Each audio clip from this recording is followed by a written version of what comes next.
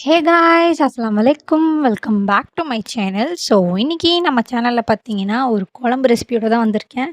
இது வந்து பார்த்தீங்கன்னா பருப்பு கடையிறதுன்னு சொல்லுவாங்களா, இல்லை கீரை கடையிறதுன்னு சொல்லுவாங்களா, எனக்கு சரியாக தெரில. பட் உருதுல வந்து தால் பாஜி அப்படின்னு சொல்லுவாங்க. ஸோ அதை தான் வந்து இன்றைக்கி நம்ம வந்து பண்ண போகிறோம். இதுக்கான ஃபுல் வீடியோ நீங்கள் பார்க்கணுன்னா அதுக்கு முன்னாடி நீங்கள் நம்ம சேனலுக்கு வந்து புதுசாக இருந்தீங்கன்னா அப்போ மறக்காமல் நம்ம சேனலை லைக், ஷேர், சப்ஸ்கிரைப் பண்ணிக்கோங்க. இப்போ வாங்க நம்ம வீடியோக்குள்ளே போகலாம்.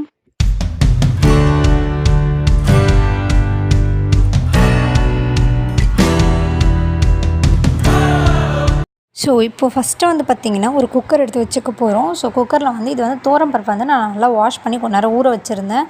ஸோ இப்போ அது கூட வந்து பருப்பை வந்து ஆட் பண்ணிவிட்டு அதுக்கப்புறம் அது கூடவே நம்ம கட் பண்ணி வச்சுருக்க வந்து கீரையும் வந்து சேர்த்துக்கலாம். இது வந்து பார்த்திங்கன்னா அரைக்கீரை. நான் நல்லா அதை வந்து ரொம்ப சின்ன சின்னதாலாம் கட் பண்ணல. ஏன்னா கடையை தானே போகிறோம், அதனால் ஓரளவுக்கு மட்டும் கட் பண்ணிவிட்டு இதை நல்லா வாஷ் பண்ணி வச்சுக்கிட்டு இதை நல்லா வாஷ் பண்ணிக்கோங்க. ஏன்னா மண் இருக்கும் கீரையில், அதனால தான். இப்போ நான் எதுக்கு இதை பெரட்டி போகிறேன்னாக்கா, ஃபஸ்ட்டு வந்து கீரையை போட்டு அதுக்கப்புறம் பருப்பு போட்டிருந்தேன்னா தெரிஞ்சிருக்கும் வீடியோ எடுக்கிறப்போ. இப்போ நான் வந்து கீழே பருப்பு போட்டு மேலே கீரை போடுறதுனால எதுவுமே தெரியல, அதனால தான் வந்து அதை அப்படியே போட்டேன். இது கூடவே பார்த்திங்கன்னா 1 கப் அளவுக்கு வெங்காயம் வந்து ஆட் பண்ணிக்க போகிறோம். அதுக்கப்புறம் பார்த்திங்கன்னா 1 கப் அளவு தக்காளி, அது கூடவே ஒரு 3 பச்சை மிளகா, அப்புறம் ஒரு வந்து சின்ன சைஸில் வந்து பூண்டை வந்து ஃபுல்லாக வந்து உரிச்சு போட்டிருக்கேன் நான். இது கூடவே வந்து சீரகம், அதுக்கப்புறம் மஞ்சத்தூள், உப்பு இது வந்து ஆட் பண்ண போகிறோம். இது நம்ம எப்படி சாம்பார் வைப்போமோ, சாம்பாருக்கு என்னென்ன வந்து போடுவோமோ அதே தான் வந்து போட போகிறோம். இதில் என்ன சாம்பார் பொடி மட்டும் நம்ம ஆட் பண்ண போகிறதில்ல, அவ்வளோதான். பட் பொடியிலேருந்து எல்லாமே வந்து இதில் நம்ம சேர்க்க தான் போகிறோம். ஸோ இந்த ரெசிபியை வந்து மறக்காமல் ட்ரை பண்ணி பாருங்கள். இதுக்கு வந்து சைடிஷாக பார்த்திங்கன்னா ஏதாவது வந்து பொரிச்ச மாதிரி சாப்பிட்டா தான் நல்லாயிருக்கும். தொக்கு அதை விட கூட பொரிச்ச மாதிரி இது வந்து சிக்கன் 65 இல்லை மீன் இல்லை கருவாடு இந்த மாதிரி வந்து இதுக்கு சூப்பராக இருக்கும். ஸோ இதுக்கு வந்து தேவையான அளவு வந்து தண்ணி ஊற்றிடுங்க. ரொம்ப தண்ணி ஊற்றாதீங்க. நான் இன்றைக்கி சின்ன கிளாஸில் தான் 1 கிளாஸ் வந்து ஊற்றிருக்கேன். ஆல்ரெடி கீரையிலையுமே தண்ணி இருக்கும், அதனால தான். அப்புறம் ரொம்ப தண்ணி ஊற்றிட்டா அது விசிலில் வந்து பொங்கி பொங்கி தண்ணியெல்லாம் வந்து கிச்சனெல்லாம் வந்து வேஸ்ட் ஆயிரும், அதனால தான். ஸோ இப்போ வந்து பார்த்திங்கன்னா இது வந்து விசிலுக்கு வச்சிடலாம். நம்ம லிட்டை க்ளோஸ் பண்ணிவிட்டு நான் வந்து கரெக்டாக 6 விசில் வச்சு எனக்கு எடுத்தேன்.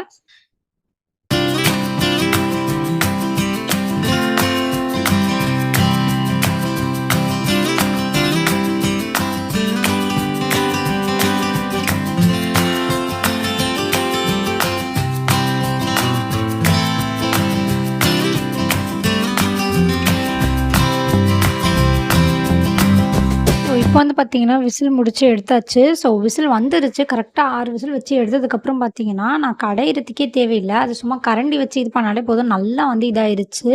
சில பேர் அது கடையிறதுக்குலாம் உட்காந்து ரொம்ப நேரம் கடைவாங்க, அப்போலாம் தேவை கிடையாது. கரெக்டாக 6 விசில் வச்சு எடுத்தோடனே போதும். இப்போ பார்த்திங்கன்னா நம்ம தாளிக்க போகிறோம். ஸோ அதுக்காக பார்த்திங்கன்னா இன்னொரு கடாயை எடுத்து வச்சுக்கிட்டு அதில் எண்ணெய் ஊற்றிட்டேன். இன்றைக்கி வந்து பார்த்திங்கன்னா இதில் நான் தாளிக்கிறதுக்கு கடுகு, கருவேப்பிலை, அப்புறம் காஞ்ச மிளகா, பூண்டு எல்லாமே இடித்து அப்படியே அதுலேயே ஒரு இதுலேயே போட்டு வச்சுருக்கேன். ஏன்னா நான் எடுத்து போகிறதுக்குள்ளே கருகிரும் அப்படின்ட்டு மொத்தமாக போட்டு வச்சுருந்தேன். ஸோ இதை பார்த்திங்கன்னா போட்டு இது கொஞ்சம் லைட்டாக பொரிஞ்சோடனே, ரொம்ப கருக விட வேணாம், லைட்டாக பொரிஞ்ச உடனே நம்ம அங்கே கடைஞ்சி வச்சுருக்கதை வந்து இதில் ஊற்றிடலாம்.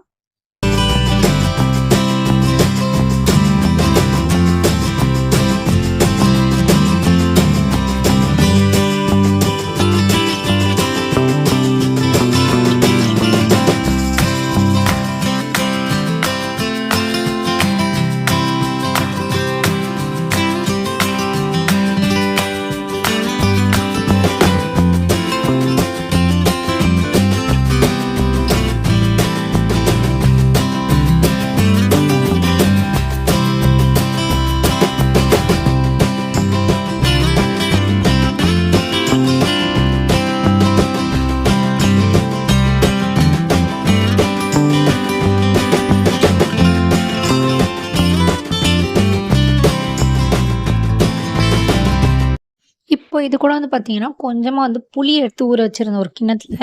இது வந்து அப்படியே சொன்ன மாதிரி சாம்பார் எப்படி வைப்போமோ அப்படியே தான் செய்ய போகிறோம். ஆனால் சாம்பார் பொடி மட்டும் தான் இதை வந்து நம்ம ஆட் பண்ண மாட்டோம். இது பார்த்திங்கன்னா இப்போ கொஞ்சம் நேரத்துக்கு தட்டு மூடி வச்சிடலாம். இது வந்து கொதிக்கணும். இது வந்து பார்த்திங்கன்னா அடிக்கடி வந்து நம்ம கிண்டி விட்டுகிட்டே இருக்கணும், இல்லைனா வந்து அடி பிடிச்சிக்கும். ரொம்ப ஹை ஃப்ளேமில் வைக்காமல் கொஞ்சம் லோ ஃப்ளேமில் வந்து வச்சுக்கோங்க. ஸோ இந்த வீடியோ பார்த்திங்கன்னா அவ்வளோதான். இந்த வீடியோ உங்களுக்கு பிடிச்சிருந்துச்சுன்னா அப்போ மறக்காமல் நம்ம சேனலை லைக், ஷேர், சப்ஸ்கிரைப் பண்ணிக்கோங்க. தேங்க்ஸ் ஃபார் வாட்சிங்.